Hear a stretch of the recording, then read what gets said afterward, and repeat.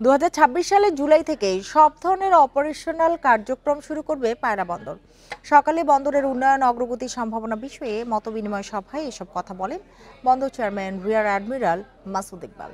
তিনি আরো বলেন, আধুনিক যন্ত্রপাতি সমৃদ্ধ দেশের একক দীর্ঘতম জেটি 3,25,000 বর্গমিটার ব্যাকআপ ইয়ার্ড, 10,000 বর্গমিটার আধুনিক সিএফএস সেপ এবং একসাথে 15টি বাণিজ্যিক জাহাজের ট্রান্সশিপমেন্ট সুবিধা এবং দ্রুততম সময়ে পণ্য লোড আনলোডিং এর ব্যবস্থা রয়েছে এই বন্দরে।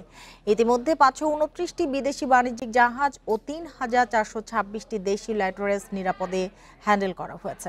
এতে রাজস্ব আদায় হয়েছে প্রায় 2,079 কোটি টাকা। এছাড়া বন্দরটি পূর্ণাঙ্গ চালুর পর ব্যাপক কর্মসংস্থানের সৃষ্টি হবে, যার মাধ্যমে দক্ষিণাঞ্চলের আর্থসামাজিক অবস্থার ব্যাপক পরিবর্তনের আশা করছেন ব্যবসায়ীরা। সভায় বন্দরের কর্মকর্তা, বিভিন্ন দপ্তর সংস্থার প্রতিনিধি, ব্যবসায়ী নেতৃবৃন্দ এবং গণমাধ্যম কর্মীরা উপস্থিত ছিলেন। আপনারা আমার কথা বিশ্বাস করতে পারেন, আমি আপনাদের নিশ্চয়তা দিচ্ছি তারা খুব আন্তরিকভাবে চেষ্টা করছেন যাতে আগামী বছর জুলাইয়ের মধ্যে আমরা এই বন্দরের যে ফার্স্ট টার্মিনাল যেটা নির্মাণ শেষ হয়ে গেছে সেটাকে পূর্ণ ব্যবহার করতে পারি।